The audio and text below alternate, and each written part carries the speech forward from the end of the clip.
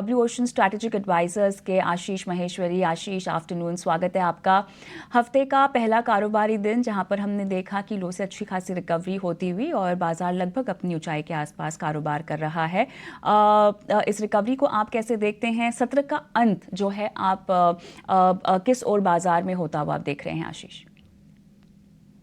देखिए, मुझे लगता है कि एक लास्ट वीक में जो विश्व के दूसरे बाजारों में एक निराशा का माहौल था, बॉन्ड यील्ड्स के बढ़ रहे थे, बॉन्ड प्राइसेस डाउन हो रहे थे, तो उसका का काफ़ी जो इफ़ेक्ट था लास्ट वीक देखने को मिला।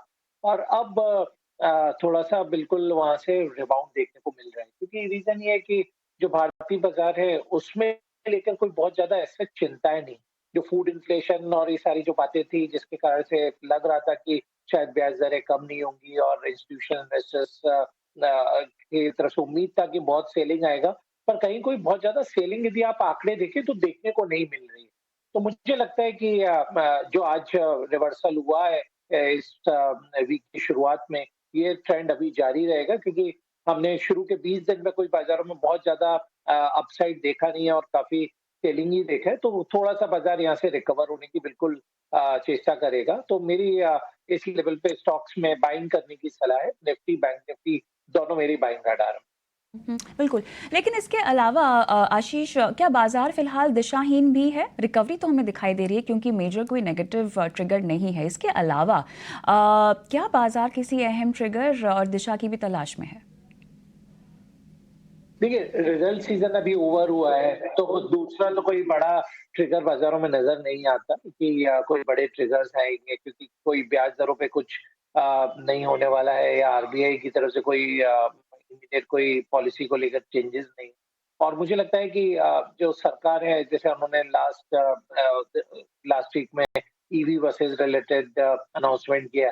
इस टाइप से पीसमील में कुछ ना कुछ अनाउंसमेंट सरकार की तरफ से होते रहेंगे, जो बाज़ार को बिल्कुल फ्यूल प्रोवाइड करेगा। तो मैं आश्वस्त हूँ शॉर्ट टू मीडियम टर्म में। ज़रूर ट्रिगर कोई बड़े ट्रिगर नहीं है, बट हमने चूँकि 20 दिन में अच्छा खासा मुनाफ़ा वसूली देखा, तो थोड़ा-सा बिल्कुल वहाँ से रिकवरी उम्मीद था और वहाँ अब ये शुरू हो गया है। शुरुआत में आपने कहा कि बैंकिंग शेयरों में शायद तवज्जो रख सकते हैं निवेशक, अगर कि कोई भी तरह का ट्रेड उनको अपनाना है। यहाँ पर क्या फोकस आपका पीएसयू बैंकिंग पर होगा?